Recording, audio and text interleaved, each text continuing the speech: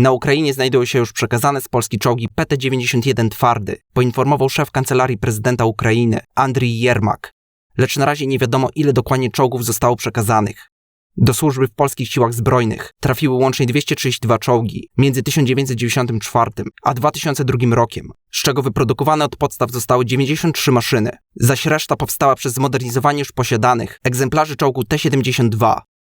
W momencie wprowadzenia do służby była to jedna z najlepszych modernizacji czołgu T-72 na świecie. Modernizacja do standardu PT-91 objęła m.in. wyposażenie pojazdu w polski pancerz reaktywny Erawa-1 i 2. Ciekawostką jest, że na testach w Wojskowym Instytucie Technicznym Uzbrojenia Erawa-2 na pancerzu wspomagającym płytę przednią PT-91 okazała się być odporna na tandemową głowicę kumulacyjną Panzerfausta 3 i T-600.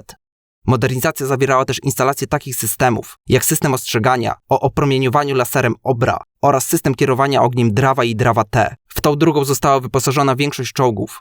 Tutaj T pochodzi od zamontowanych w tych wozach kamerach termowizyjnych, służących jako celownik działanowego, którą najpierw była izraelska kamera TES, a od 2014 roku stopniowo wymieniano je na polskie KLW-1 Asteria. Wzmocnieniu uległ także silnik z 780 do 850 koni mechanicznych, który jednak nie zapewnia lepszych osiągów przez wzrost masy pojazdu z 41,5 do prawie 46 ton. PT-91 jest uzbrojony w taką samą armatę jak T-72M1, czyli 125 mm gładkolufową 2A46, co zapewnia mu mizerne możliwości ogniowe.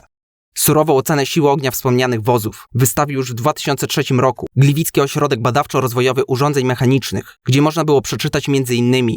analiza stanu technicznego czołgów PT-91 przeprowadzona w Obrum pozwala na stwierdzenie, że armata charakteryzuje się niską skutecznością strzału, a lufa małą trwałością.